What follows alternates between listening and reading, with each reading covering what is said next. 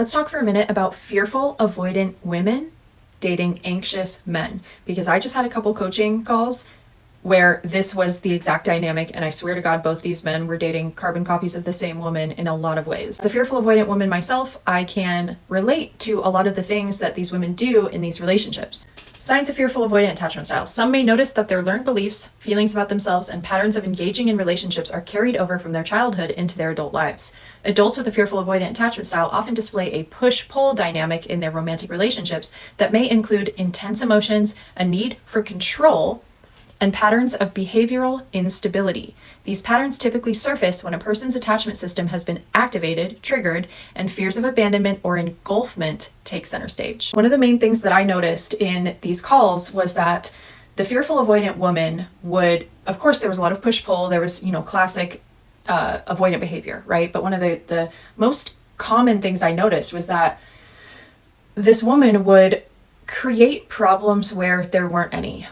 Like this woman would kind of cause conflict over very, very minor things that for a normal relationship would be very easy to just handle and then be done with. Or, most people kind of pick their battles. And so these would be things that wouldn't really be a major issue to normal relationships. But for these women, these things are deal breakers. They are reasons to leave the relationship, even though they are so very minor.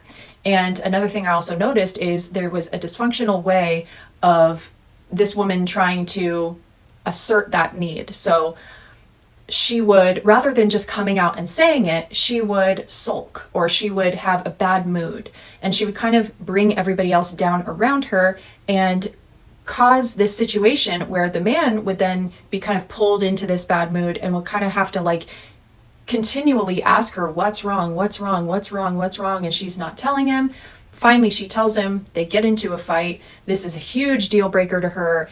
He's feeling like he can never be enough. Like, oh my God, this, I hear you. I care about the things that you want, and I'll absolutely work on that. But this is really not that big of a deal, And genuinely, when I heard the things, they really just were not that big of a deal. These are minor things, not huge blowout deal breakers. And I think, for fearful, avoidant women, we are accustomed to a lot of times, because we swing back from anxious and avoidant, we are accustomed to being in relationships with extremely unavailable people, even abusive people, where we are forced into the role of having to be the anxious one, having to be the one that is fighting to be seen, that is fighting to have our needs met. That's what we are familiar with. That's where we feel safe. Even though it's completely unsafe, it doesn't make us feel good, and we hate it, it's also the only thing that's familiar. It's the only thing that we know. So then, if we end up in a situation with someone who is the polar opposite, right? They are anxious, they're not unavailable, they are extremely available, they're extremely accommodating, they want to be a caretaker, they want to fix all my problems, they constantly want to know what's going wrong. This can be really hard for a fearful avoidant. Even if this man, is only slightly anxious or even secure, in a relationship where there's not quite as much conflict, or things are pretty even keeled, it's seemingly healthy, the man is not abusive, he's not unavailable, he's really trying to meet her needs, what's going to happen is that's going to feel really unsafe to her, because the core of a fearful avoidant is a lack of trust. We feel like we can't trust your intentions, we feel like we can't trust the relationship, that shit is always going to hit the fan at some point, so it's just a matter of when. You know what I mean? And so if everything's going well, if everything's going fine, then there's a deafening silence around that.